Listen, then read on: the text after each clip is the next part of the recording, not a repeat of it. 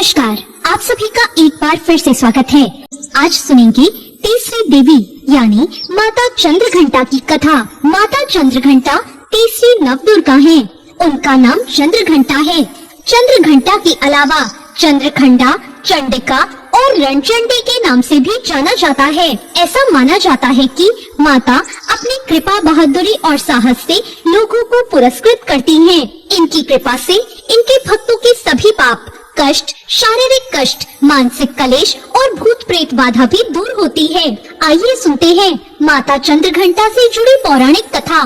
प्राचीन काल में देवताओं और असुरों के बीच काफी लंबे समय तक युद्ध हुआ।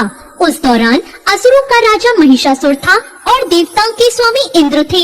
युद्ध में असुरों की जीत हुई और महिषासुर ने देवलोक पर विजय प्राप्त करके भगवान इंद्र का सिंहासन हासिल कर लिया।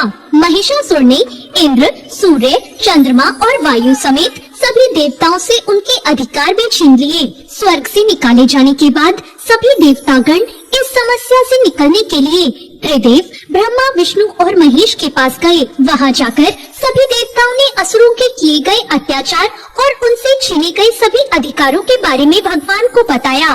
देवताओं ने त्रिदेव को बताया कि महिषासुर के अत्याचार के कारण स्वर्गलोक तथा पृथ्वी लोक पर भी विचरण करना असंभव हो गया है। तब यह सुनकर भगवान ब्रह्मा, विष्णु, महेश अत्यंत क्रोधित हो उठे। क्रोधित होने पर उन तीनों भगवानों के मुख से एक ऊर्जा उत्पन्न हुई। वो ऊर्जा जाकर देवताओं गण के शरीर से निकली ऊर्जा से मिल गई।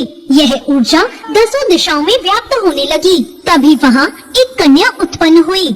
तब भगवान शंकर ने देवी को अपना त्रिशूल भेंट किया।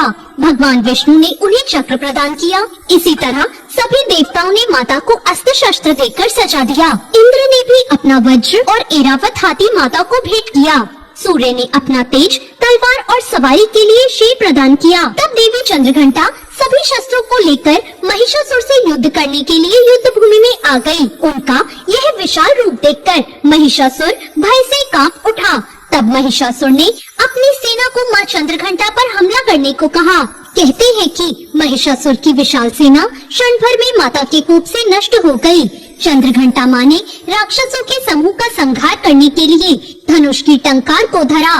वैसे ही माता के सिंह ने भी दहाड़ना शुरू कर दिया और फिर माता ने घंटे के शब्द से उस ध्वनि को और बढ़ा दिया, जिससे धनुष की टंकार, सिंह की दहाड़ और घंटे की ध्वनि से संपूर्ण दिशाएं गूंज उठी। उस भयंकर शब्द और अपने प्रताप से देवी ने दैत्यों के समूह का संहार कर देवताओं को विजय दिलाई। इस तरह मां चंद्रघंटा ने असुरों का वध किया और देवताओं को अभयदान देते हुए अंतर्ध्यान हो गई। नवरात्रि के तीसरे दिन माता दुर्गा के चंद्रघंटा स्वरूप की विधि विधान से पूजा करें और इस मंत्र ओम देवी चंद्रघंटाय नमः का जाप करें।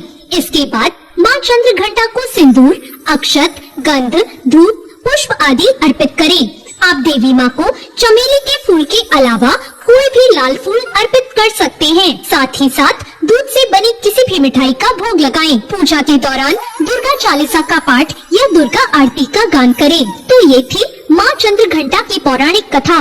आपको ये कथा कैसी लगी कमेंट करके जरूर बताएं और साथ ही मेरे चैनल को सब्सक्राइब करना ना भूलें। धन्यवाद।